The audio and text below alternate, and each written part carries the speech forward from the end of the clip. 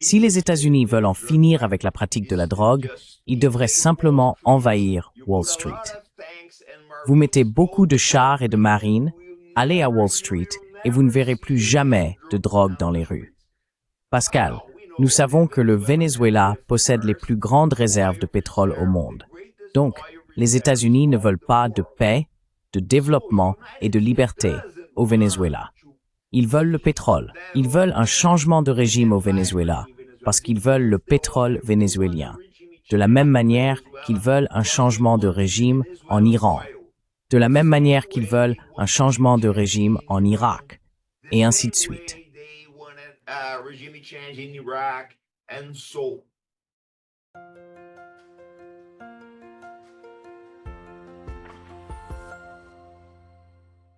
Hello everybody. This is Pascal from Neutrality. Bonjour à tous. Ici Pascal des études de neutralité et aujourd'hui, nous allons parler de géopolitique en Amérique du Sud. Plus précisément, de ce qui se passe au Brésil et autour. Car j'ai un excellent invité avec moi. Je suis rejoint par le commandant de la marine Robinson Farinazzo, ancien commandant de la marine brésilienne, membre du conseil municipal de São Paulo et animateur de la chaîne YouTube portugaise Arte da Guerra, bien que je viens de mal prononcer cela. Mais capitaine, commandant Farinazzo, bienvenue. Captain Commander Casal, welcome. Merci Pascal. C'est un grand plaisir pour moi de m'adresser à vous et à votre public.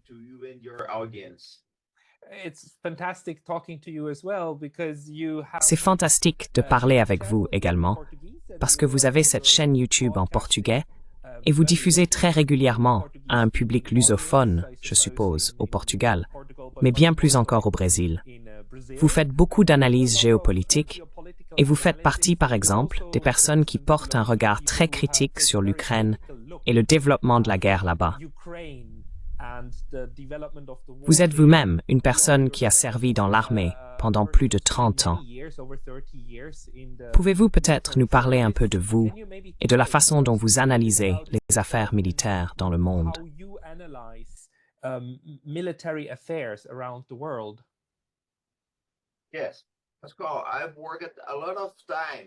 Oui Pascal, j'ai passé beaucoup de temps dans le corps des marines brésiliens.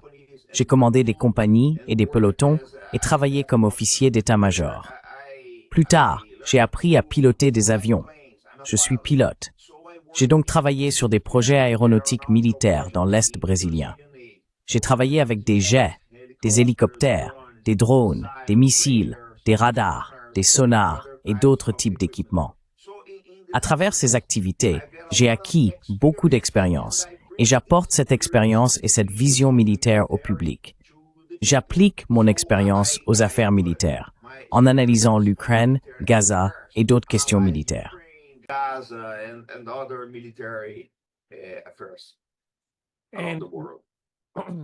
Et quelle est votre impression de la couverture médiatique globale, disons de la guerre en Ukraine ou de ce qui se passe au Moyen-Orient? Êtes-vous satisfait de la couverture médiatique que vous pouvez trouver dans les médias lusophones?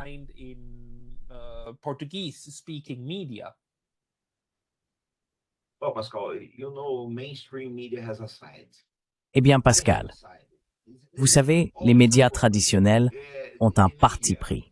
Ils ont un parti pris. C'est toujours un problème. Certaines personnes au Brésil pensent que les médias ont travaillé contre la guerre du Vietnam. Ce n'est pas le cas. Les médias ont toujours promu la vision des États-Unis dans la guerre du Vietnam. Ils ont soutenu la guerre tout le temps, jusqu'à la fin. Lorsqu'il s'est agi de l'offensive du Tay, les médias ont vu que la guerre était terminée, était perdue. Et ils ont donc commencé à dire la vérité. Dans cette guerre en Ukraine, je crois que c'est la même chose. Jusqu'en 2024, les médias ont beaucoup menti. Mais au troisième trimestre de l'année dernière, ils ont commencé à dire certaines vérités. L'armée ukrainienne perd beaucoup de monde. Je crois que 700 000 militaires ukrainiens ont été tués.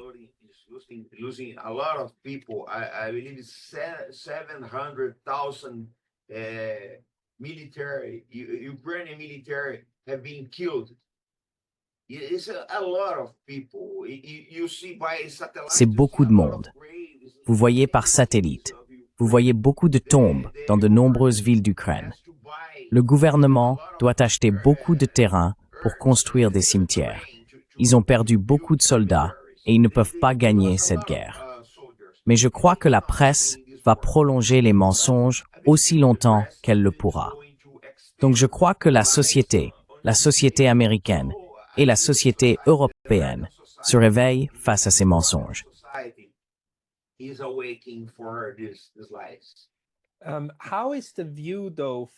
Comment est la perspective cependant depuis le Brésil? Je suppose que les médias brésiliens pourraient avoir une vision légèrement différente de ce qui se passe en Ukraine. Ou est-ce que les médias brésiliens suivent les médias américains, tout comme les médias européens suivent les médias américains dans la couverture?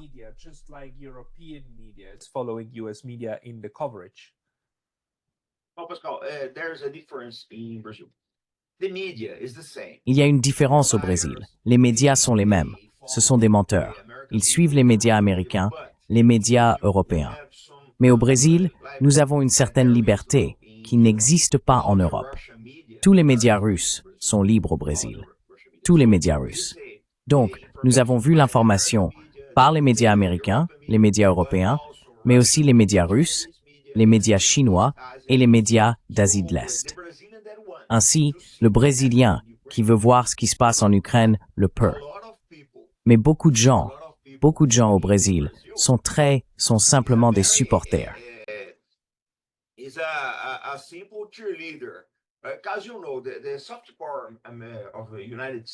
Comme vous le savez, les sous-départements des États-Unis façonnent l'état d'esprit des gens.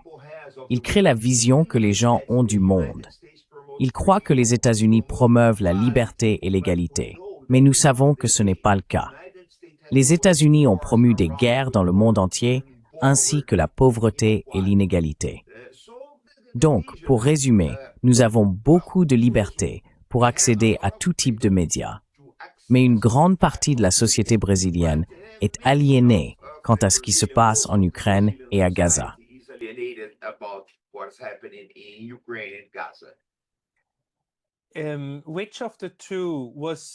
Lequel des deux a eu plus d'impact sur le grand public au Brésil? La guerre qui se déroule en Europe, la guerre en Ukraine, ou le massacre qui se passe à Gaza et les développements au Moyen-Orient? Lequel a eu un effet de choc plus important sur la société brésilienne?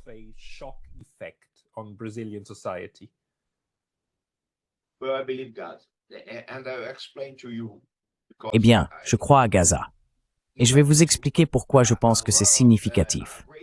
Au Brésil, il y a de nombreuses grandes communautés de Syriens, de Libanais et de Palestiniens qui ont immigré au Brésil. Il y a des villes au Brésil avec des noms en langue libanaise.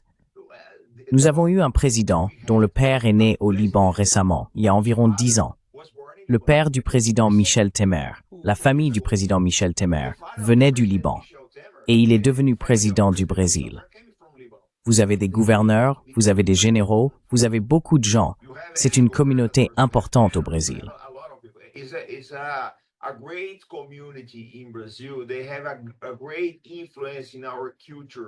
Ils ont une grande influence sur notre culture, dans notre commerce et dans notre vision du travail. Juifs et Arabes au Brésil vivent très bien ensemble. Nous avons un centre commercial dans ma ville et vous voyez un magasin dont le propriétaire est juif et à côté un magasin dont le propriétaire est libanais ou syrien. Et ils vivent très bien, sans problème. Ils sont au même restaurant, ils parlent, ils encouragent les Corinthians et d'autres équipes brésiliennes. Donc je crois, parce que nous avons cette grande communauté, que cette guerre est très importante pour le Brésil. Mais nous n'avons pas, comment puis-je vous dire,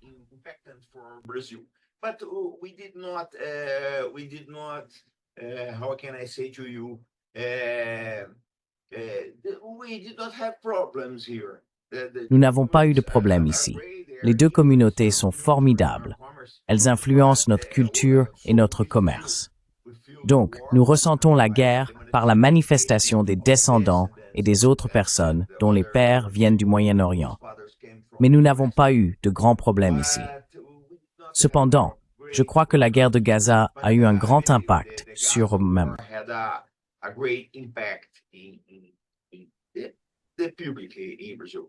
And now Brazil is of course one of Et maintenant, le Brésil est bien sûr l'un des 5 membres fondateurs des États BRICS. C'est le B de BRICS. Quel est votre avis sur le niveau de satisfaction ou d'optimisme des Brésiliens quant à l'émergence des BRICS après une longue période? Les BRICS prennent maintenant vraiment leur essor et deviennent un phénomène des relations internationales. Certaines personnes en parlent très bien et d'autres moins, surtout aux États-Unis. La majorité des Brésiliens est-elle heureuse d'être l'un des membres centraux des BRICS? Are a majority of Brazilians happy about being one of the core members of BRICS?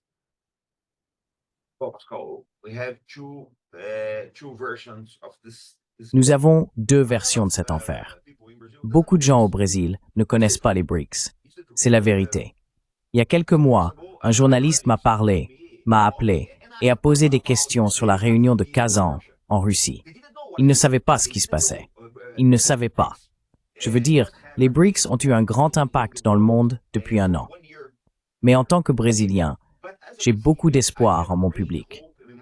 Dans l'arc de la guerre, nous avons grand espoir que les BRICS apporteront la liberté au Brésil pour faire du commerce et se développer. Parce que nous avons beaucoup de problèmes ici. Les États-Unis exercent une grande pression sur le Brésil. Donc, nous ne pouvons pas nous développer. Notre industrie militaire est écrasée. Nous ne pouvons pas commercer avec d'autres pays. Nos programmes spéciaux, lancement de fusées et de satellites, nous voyons du sabotage ici. Beaucoup de choses.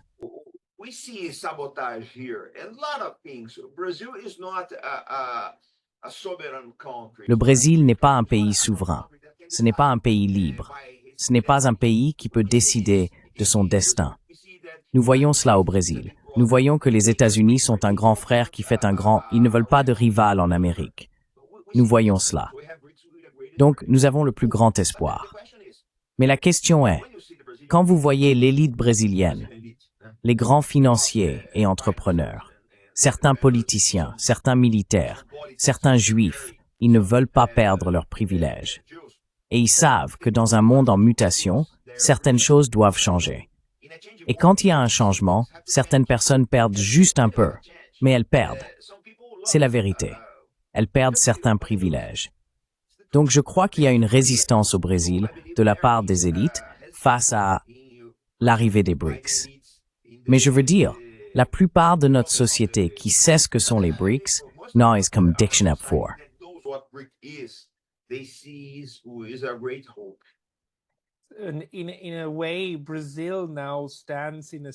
D'une certaine manière, le Brésil se distingue désormais fortement de l'Argentine, car le président argentin a refusé de rejoindre ou a décliné l'invitation à rejoindre les BRICS.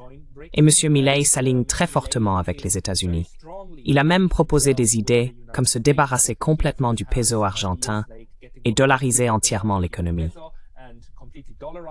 Que signifie pour l'Amérique du Sud le fait que ces 2 plus grandes économies suivent désormais des stratégies ou des trajectoires si différentes pour naviguer dans l'arène internationale?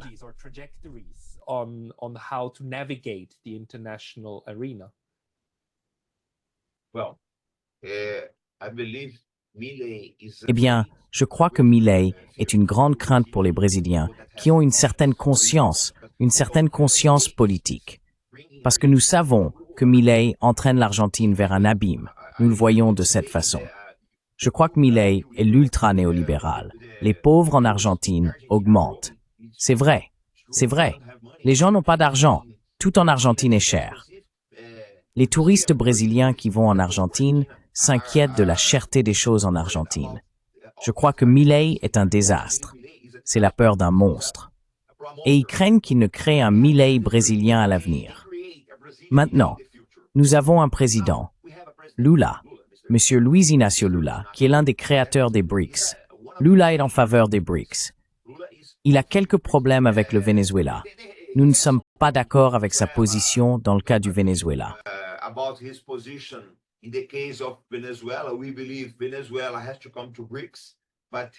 Nous croyons que le Venezuela doit rejoindre les BRICS, mais maintenant, il ne pense pas de cette façon. D'accord. À l'avenir, nous verrons les choses. Mais je crois que l'Argentine ne va pas dans une très bonne direction. Nous ne voulons pas d'un autre Milei au Brésil. Nous ne voulons pas cela. Nous nous battons pour. Nous ne voulons pas ce type de président. Quand je vous parle d'un président dont la famille vient du libéralisme, Michel Temer, il a la même vision que Milei. C'est un néolibéral. Il veut réduire les droits des travailleurs, etc. Et le président Lula a une vision sociale. C'est un homme qui vient de la classe ouvrière. Il a une vision sociale. Mais nous ne savons pas qui va lui succéder. Donc l'avenir des BRICS au Brésil est en ce moment un peu incertain.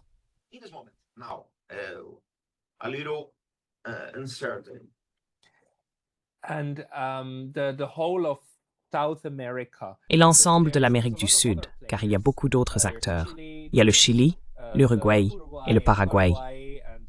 Et puis si nous remontons, nous arrivons à l'Équateur et au Venezuela, que vous avez déjà mentionné.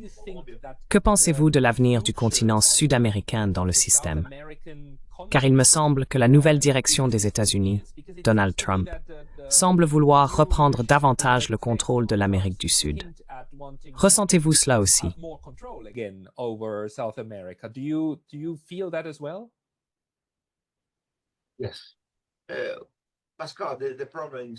Oui, Pascal. Le problème en Amérique du Sud, ce sont les élites. Elles voient les États-Unis comme l'Amérique. Elles le voient comme un refuge. Elles croient aux États-Unis comme un bien, comme une merveille de choses, et ainsi de suite.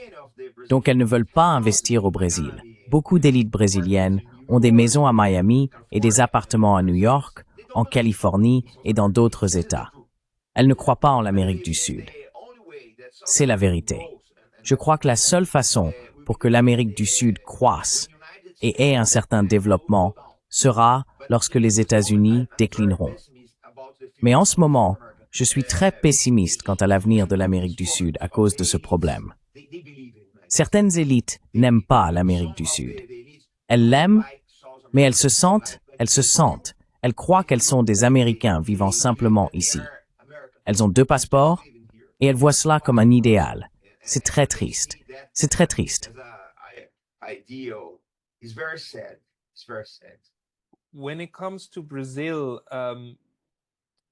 En ce qui concerne le Brésil, votre ancien président, M. Bolsonaro, où le placeriez-vous ainsi que les personnes qui le soutiennent?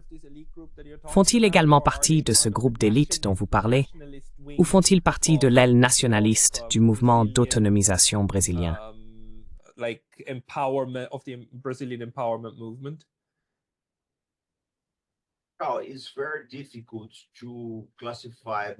Il est très difficile de classer Bolsonaro. Bolsonaro était un président accidentel. Il ne s'était pas préparé pour ce poste. C'était une surprise pour lui. Je crois que lorsqu'il est devenu président, il ne croyait pas qu'il le deviendrait un jour. Donc il n'avait pas la stature, les conditions, le noyau pour être président. Il était donc perdu. Je crois qu'il était un homme perdu dans un pays extrêmement complexe qui se trouve dans un monde en transformation. Je crois qu'il avait de bonnes intentions. Dans son esprit, il avait de bonnes intentions. Mais si vous regardez les personnes qui l'entouraient, il n'avait pas les conditions. Il n'avait pas les conditions.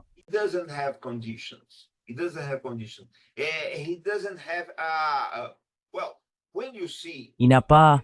Eh bien, quand vous voyez Lula arriver au pouvoir, il a beaucoup travaillé au sein du PT, le Parti des travailleurs, et ils ont un très bon conseil de conseillers.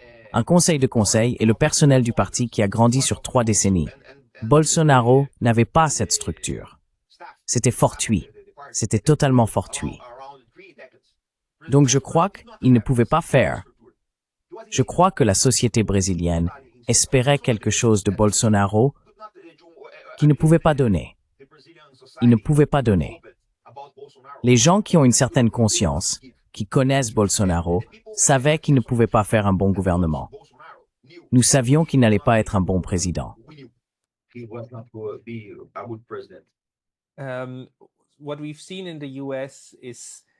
Ce que nous avons vu aux États-Unis, ou permettez-moi de le dire ainsi, c'est que Donald Trump a souvent été comparé à Bolsonaro, ou Bolsonaro à M. Trump, car ils sont un peu sortis de nulle part et avaient des agendas radicaux. Ce que vous avez vu aux États-Unis, c'est que vous êtes passé de M. Obama à M. Trump, puis à Biden, et maintenant de retour à Trump.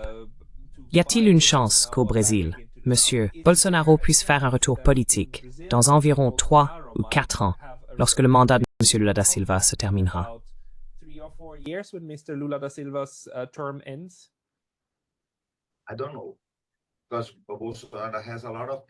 Je ne sais pas, parce que Bolsonaro a beaucoup de problèmes avec la justice au Brésil.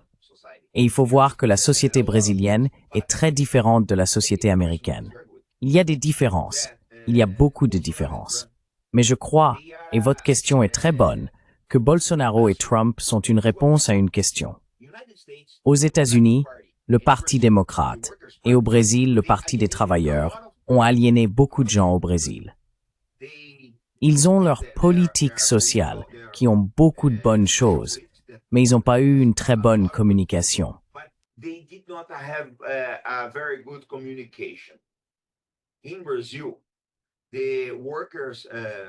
Au Brésil, le Parti des travailleurs a perdu le centre. Je suis un homme du centre. J'ai une vision centriste, plus à gauche, mais au centre, centre-gauche. Mais le Parti des travailleurs ne communique pas avec nous. Il ne voit pas le centre. C'est un problème. C'est un problème, Pascal. Parce que lorsque vous abandonnez le centre, des mouvements comme ceux de Trump, Bolsonaro et d'autres capturent ces gens. Ce n'est pas mon cas, mais il y a beaucoup de gens qui se sentent abandonnés. Ils ont l'impression qu'on ne leur parle pas.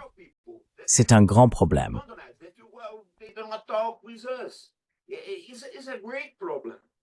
And would you...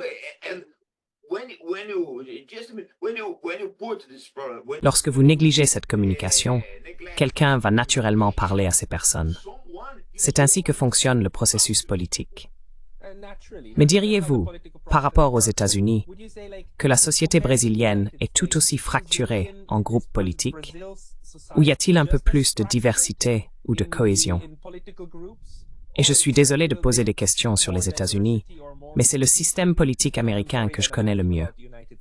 Donc, si vous le comparez à celui-là, le Brésil est-il plus cohésif, plus fragmenté? Comment les gens devraient-ils l'imaginer? More cohesive, more splintered? How should people imagine it?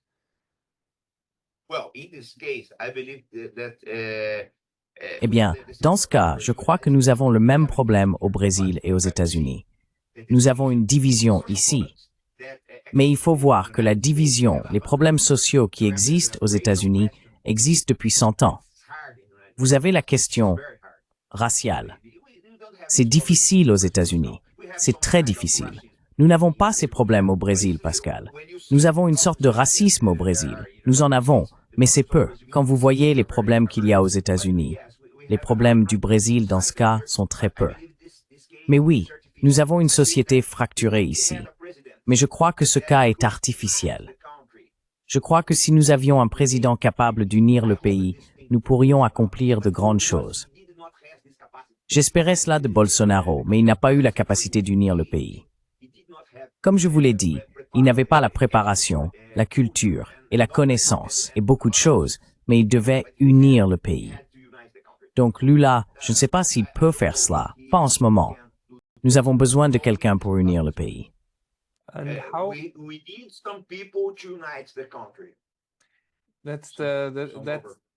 That's the great dream of a lot of... C'est le grand rêve de nombreux endroits. Surmonter enfin les divisions et viser un objectif commun pour l'avenir. Mais en termes de géopolitique, quel est, selon vous, l'objectif actuel du gouvernement brésilien sous le gouvernement de gauche de Lula? Comment le Brésil voit-il sa place dans le monde? Quel est l'objectif d'interagir avec le reste des BRICS? Quel est l'objectif de tenter d'interagir également avec les Européens? Comment le gouvernement actuel souhaite-t-il positionner le Brésil? How's the current government wanting to position Brazil?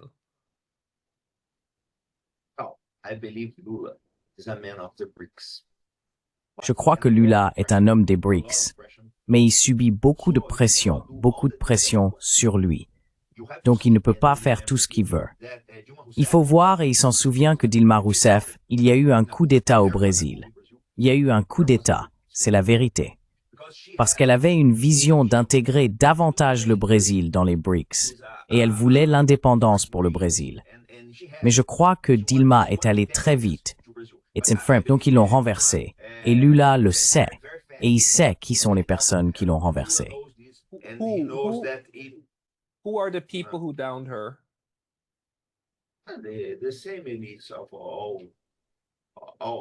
Les mêmes personnes de tous les temps.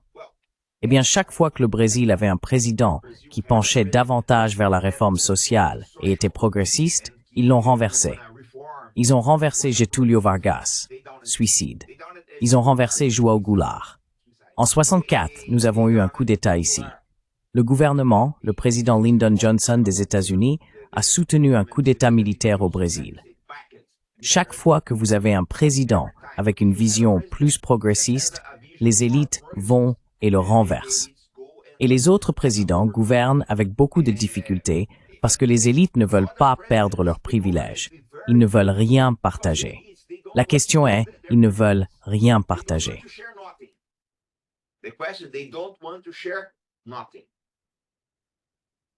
So, do you think that within South America, Brazil Pensez-vous donc qu'au sein de l'Amérique du Sud, le Brésil doit assumer un rôle de leadership, ou bien ces contraintes dont vous parlez sont-elles trop lourdes pour que le Brésil commence à unir et inspirer d'autres pays à rejoindre les BRICS ou à aller plus loin, ce que les États-Unis ne voient certainement pas d'un bon œil. something which certainly the United States is not a fan of?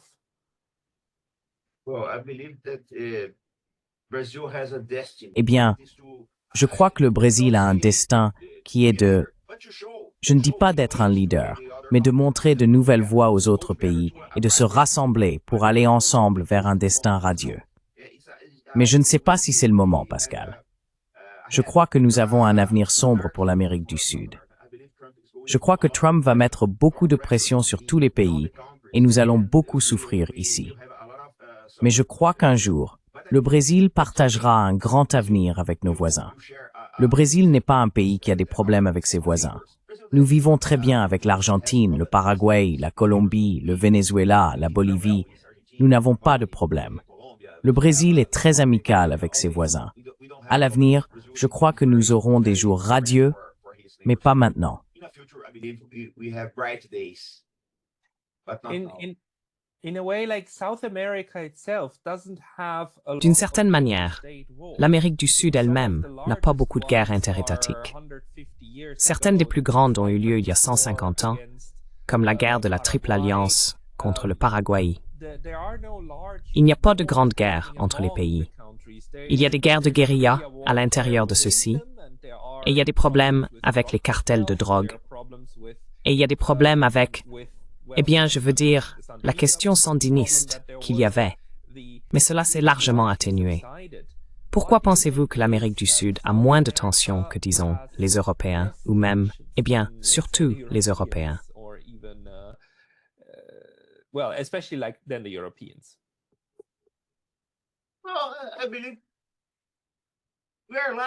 Eh bien, je veux dire, nous sommes latins. Nous avons de l'histoire ici. Toutes sortes d'histoires. C'est un endroit lumineux, ensoleillé. C'est un très bon endroit pour vivre, l'Amérique du Sud. C'est très bien. Vous avez de l'eau, vous avez du pétrole, vous avez du gaz, vous avez de l'agriculture et beaucoup de choses. Nous n'avons pas de raison de faire la guerre. Mais vous avez dit quelque chose de très intéressant. C'est le narcotrafic. Je crois que le narcotrafic est un moyen d'exercer un contrôle dans les pays d'Amérique du Sud. Nous n'aurions pas un énorme problème de narcotrafic s'il n'y avait pas de banques pour les soutenir.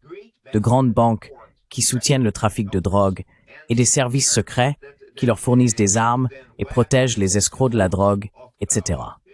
Je crois qu'il y a des gouvernements, et je ne dirai pas quel pays, qui soutiennent le narcotrafic en Amérique du Sud pour écraser le développement de ces sociétés.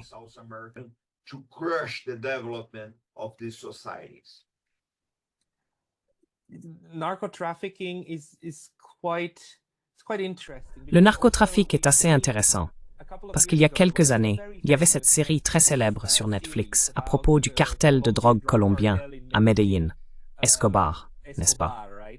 Et cette série télévisée a presque élevé Escobar à une sorte de héros. Un héros sombre, mais un héros farceur. Mes amis colombiens étaient tous assez en colère contre cette émission, disant par exemple comment les États-Unis ose-t-il dépeindre un homme comme ça, de manière aussi amusante? Pensez-vous que ce genre de perception publique, qui est encouragée à propos de l'Amérique du Sud, est un problème? Je veux dire, cela vient d'Hollywood, du flux de propagande du Nord.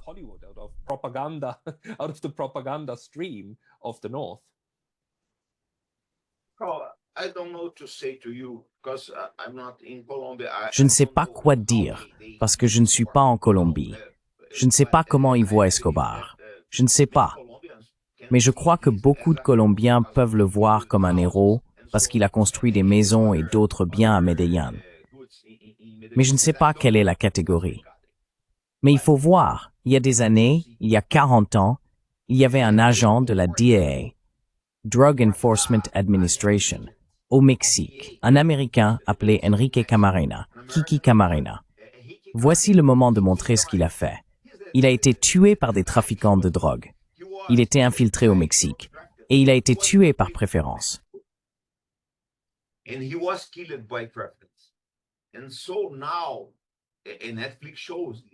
Et donc maintenant, Netflix montre cela, qu'il a découvert des opérations de la CIA au Mexique qui apportaient des drogues de Colombie au Nicaragua pour vendre des drogues en échange d'armes.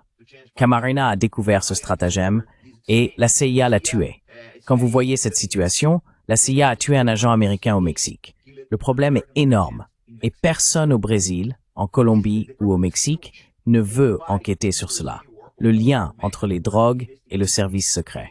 Mais le cas de Kiki Camarena, comme le montre Netflix, est très emblématique. Je ne sais pas quelle est la perception du public sur toutes ces choses.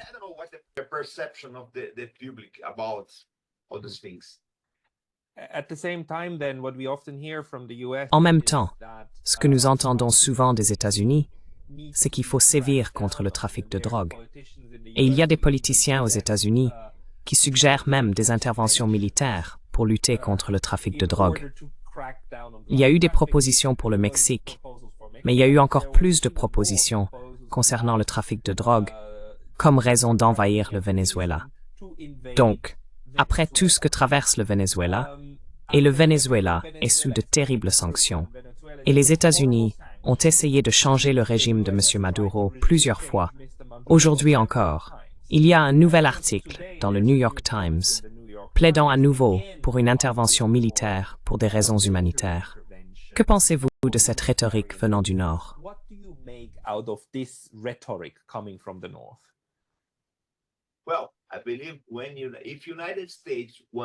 Eh bien, je crois que si les États-Unis veulent mettre fin au trafic de drogue, ils devraient simplement envahir Wall Street. Vous mettez beaucoup de chars et de marines, allez à Wall Street, et vous ne verrez plus jamais de drogue dans les rues. Pascal, nous savons que le Venezuela possède les plus grandes réserves de pétrole au monde. Donc les États-Unis ne veulent pas de paix, de développement et de liberté au Venezuela. Ils veulent le pétrole. Ils veulent un changement de régime au Venezuela parce qu'ils veulent le pétrole vénézuélien. De la même manière qu'ils veulent un changement de régime en Iran. De la même manière qu'ils voulaient un changement de régime en Irak, et ainsi de suite. Ils veulent envahir le Venezuela parce qu'ils veulent leur pétrole. Ils ne s'intéressent pas à la liberté et au bien-être de la société vénézuélienne. Mais ma crainte en tant que latino-américain et surtout en tant que brésilien est que mon pays soit entraîné dans ce problème. J'espère que le Brésil restera à l'écart du problème vénézuélien avec les États-Unis. Ils ont essayé cela. Ils ont essayé cela il y a des années.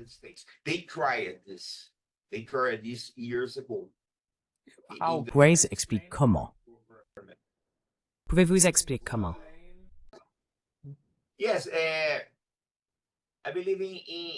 Oui, je crois qu'en 2018 ou 2019, le gouvernement Trump a exercé beaucoup de pression sur le Brésil pour qu'il prenne des mesures contre le Venezuela pendant le gouvernement de Bolsonaro. Mais beaucoup de gens au Brésil s'opposaient à cette idée. C'était une mauvaise idée. Elle circulait dans la presse au Brésil pour appliquer plus de pression sur le Venezuela. Mais les choses n'ont pas avancé. Cependant, je crois que ces mauvaises idées peuvent revenir avec le second mandat de France.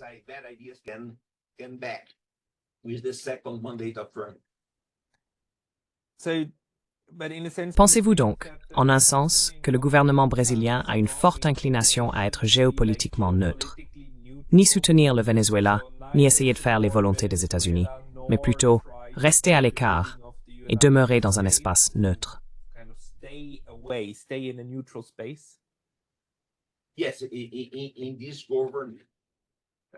Oui, dans ce gouvernement, je crois que Lula a cette politique de neutralité.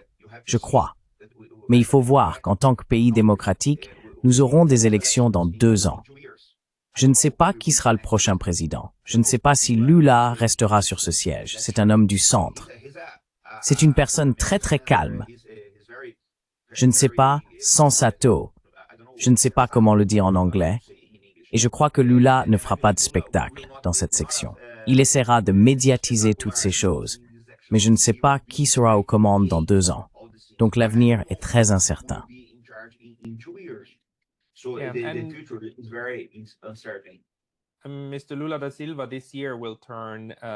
Monsieur Lula da Silva aura 80 ans cette année. Donc naturellement, il y a une fin à une carrière politique. Mais dans son parti, il y a d'autres. Je veux dire, Dilma Rousseff était l'une de ses disciples, n'est-ce pas? Donc il y a d'autres personnes dans le parti qui suivraient une stratégie similaire, je suppose. Je ne sais pas.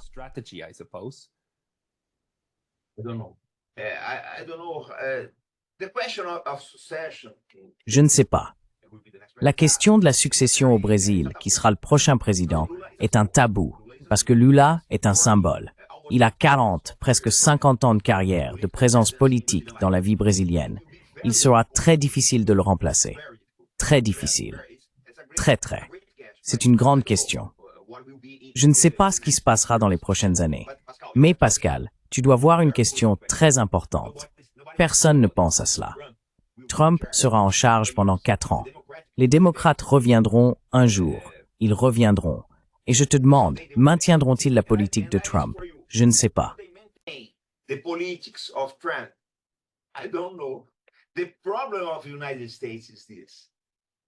Le problème des États-Unis est le suivant. Trump a une vision du monde, une politique. Vous voyez, avec l'Iran, Trump est sorti de l'accord nucléaire, le JCPOA. Biden a essayé de revenir au JCPOA. D'accord, il n'a pas réussi, mais il a essayé. Donc Trump est de retour. Que fera-t-il avec le JCPOA? L'Iran est proche de la bombe nucléaire. Je crois que l'Iran peut obtenir la bombe nucléaire quand il le souhaite. Je crois qu'ils ont cette technologie. Ils ont cette capacité. Comment Trump va-t-il gérer cela? Je ne sais pas. C'est le problème de la démocratie américaine. Tout change en 4 ans. Vous n'avez pas de constance. Ce n'est pas linéaire.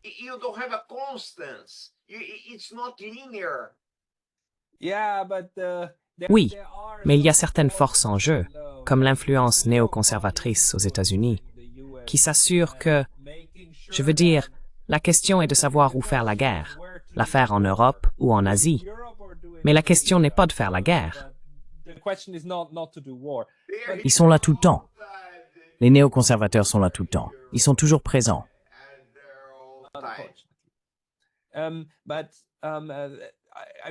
Mais je tiens à vous remercier beaucoup, commandant Robinson Farinazzo, pour votre temps et votre expertise. De plus, nous devons mentionner que votre chaîne, qui était uniquement en portugais, a récemment lancé une chaîne en anglais où vous traduisez votre contenu.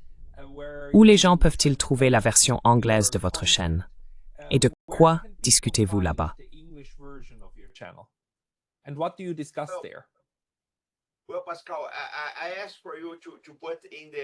Eh bien, Pascal, je vous demande de mettre dans la description le nom et le lien de l'œuvre.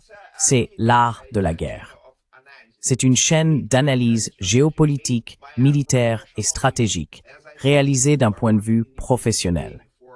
Comme je vous l'ai dit, j'ai travaillé dans la marine brésilienne pendant 2 décennies et dans l'armée brésilienne pendant quelques années. J'ai donc une expérience raisonnable dans les affaires militaires. Et nous essayons de transmettre cela au public dans un langage simple. Tout le monde peut comprendre ce que nous disons. Même un enfant peut regarder et comprendre les affaires militaires que nous expliquons au public. Et je tiens à vous remercier, Andreas, pour le travail Et je peux vous dire que chaque fois que vous voudrez nous parler, ce sera un grand plaisir pour moi.